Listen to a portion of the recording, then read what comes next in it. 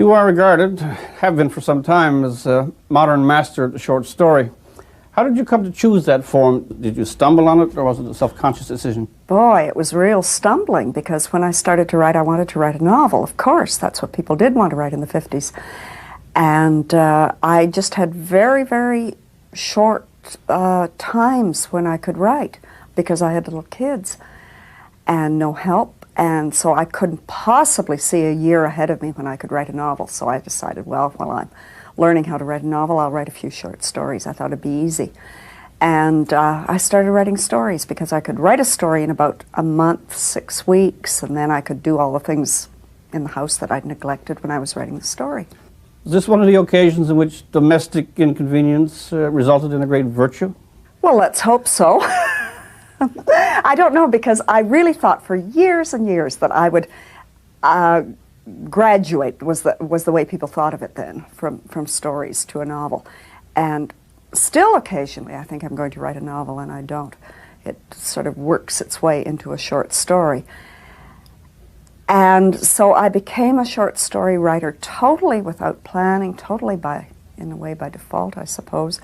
But I learned things all along the way about stories, so that by the time I could order my time as a writer somewhat better, what I knew how to do, and it isn't just what I know how to do, it's what gives me satisfaction in doing is a story. Mm-hmm. I notice in your stories that you avoid obvious or blatant lyricism. It's something subterranean and buried under the detail. I cut them out if I do them. if I have a little sort of jewel of words, I generally take it out, because I don't want anything to obstruct the story. Alice Munro grew up in Wingham, Ontario, where she started writing as a teenager. She was married to James Munro for 25 years and lived with her daughters in Victoria, BC. She has 3 times won the Governor-General's Award, and in 1976, after her first marriage ended, moved back to small-town Ontario. There, she remarried and continued her career as a short story writer. You seem to have an ambivalence towards small towns. One could see, I think at least, that you read some of them as being oppressive and as being very stultifying.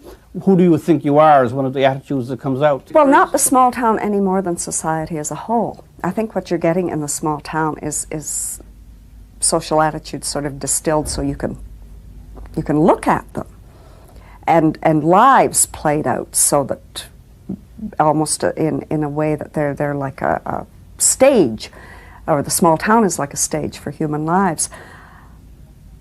I don't think that small towns are particularly bitter or oppressive. The whole society of my childhood, the whole Canadian society, was fairly repressive. You're known to write about very ordinary things and ordinary people, local kind of places. Do you think this could find a response, say, in an American audience? Taking an Ontario Don't you think town? Americans are ordinary? So. But it is... No, I have problems with the word ordinary, because I don't know who's extraordinary. And I always think the people I'm writing about are extraordinary. I'm probably...